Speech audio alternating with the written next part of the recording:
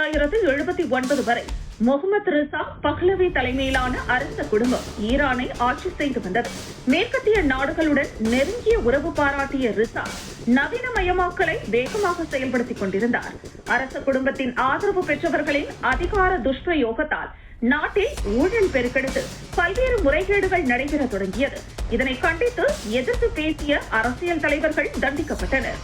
மத அடிப்படையிலான சமூக அமைப்புக்கு எதிராக ரிசா செயல்படுவதாக மத தலைவர்கள் குற்றம் சாட்டினர். இதனால் மக்களின் பெரும் எதிர்ப்பை சம்பாதித்தது அரசு. இதன் காரணமாக 1978 ஈரானிய இஸ்லாமிய புரட்சி வெடித்தது. மக்கள் கிளர்ச்சியின் காரணமாக 1979 ஜனவரியில் ரிசா நாட்டை விட்டு வெளியேறினார். இன்றைய வரலாற்று பதிவில் உலக அரசியலை அதிர வைத்த ஒரு மிகப்பெரிய நிகழ்வாக இது பார்க்கப்படுகிறது.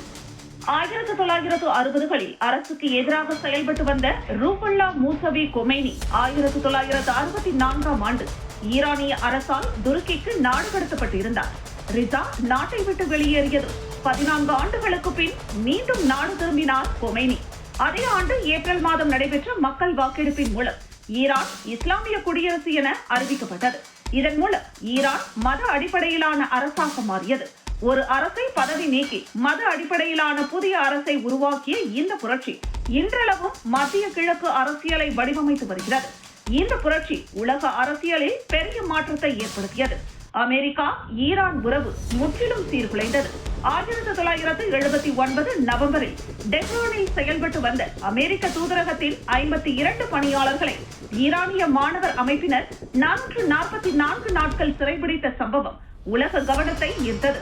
இதனால் ஈரான் அமெரிக்க உறவு மேலும் சிக்கலானது. 1979 டிசம்பரில் ஈரானின் உச்ச தலைவராக பதவியேற்றார் கொமேனி. அவர் தலைமையிலான இஸ்லாமிய குடியரசு மீண்டும் அணு திட்டத்தை தொடங்கியது. இதனை அமெரிக்கா உள்ளிட்ட உலக நாடுகள் பகிரங்கமாக எதிர்த்தன. ஈரான் மீது அமெரிக்கா பொருளாதார தடை விதித்தது. இந்த தடைகள் ஈரானின் எண்ணெய் வளம், நிதி மற்றும் வர்த்தக உறவுகளை குறிவைத்தும் அதன் பிராந்திய செயல்பாடுகள் மீதும் அழுத்தம் தரும் என்றும் உலக நாடுகள் கருத்து தெரிவித்தன. இந்த தடைகள் ஈரானின் பொருளாதாரத்தை குறிப்பிடத்தக்க வகையில் பாதித்தது.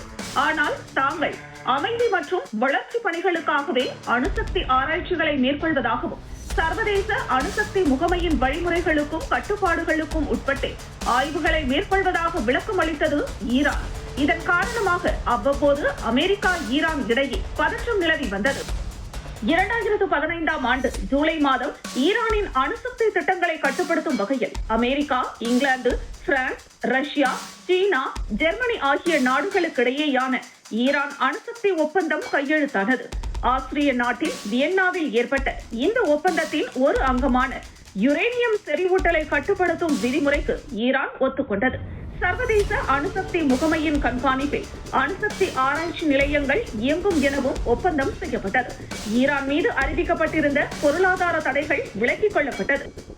இரண்டாவது முறையாக அமெரிக்க அதிபராக டிரம்ப் பதவியேற்ற பின் 2018ஆம் ஆண்டு அணுசக்தி ஒப்பந்தத்தில் இருந்து விலகுவதாக அறிவித்தார்.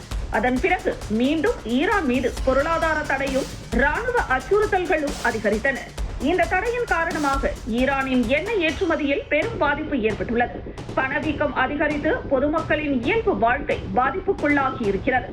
தற்போது ஈரானின் அணு மற்றும் ஆயுத திட்டங்கள் உலக பாதுகாப்புக்கு பெரிய அச்சுறுத்தலாக மாறியுள்ளதாக கூறி அமெரிக்கா மற்றும் இஸ்ரேல் சேர்ந்து ஈரான் மீது கூட்டு ராணுவ நடவடிக்கையில் இறங்கியுள்ளன.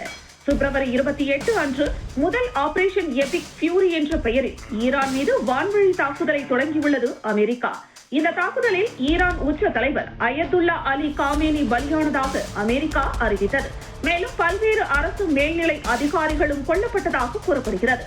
இதற்கு பதிலடி தரும் விதமாக ஈராக், ஐக்கிய அரபு அமீரகம், Israel, Qatar, Kuwait, Bahrain, Jordan, Saudi Arabia, Syria உள்ளிட்ட நாடுகளில் இயங்கும் அமெரிக்காவின் பல்வேறு விதமான ராணுவ தளங்கள் மீது ஈரான் ஏவுகணை தாக்குதலை தொடங்கியுள்ளது. இந்த தாக்குதலில் துபாய் விமான நிலையம் சேதப்படுத்தப்பட்டுள்ளது. இதனால் வளைகுடா நாடுகளில் பெரும் பதற்றம் நிலவுகிறது. உலக சந்தையில் எரிபொருள் விலையில் மாற்றம் ஏற்படும் என்ற அச்சத்தில் உலக நாடுகள் கவலை அடைந்துள்ளன. விரைவில் சமரசம் ஏற்படுமா அல்லது பதற்றம் மேலும் உயருமா? அதுவே உலக அரசியலின் அடுத்த அத்தியாயத்தை தீர்மானிக்கும்.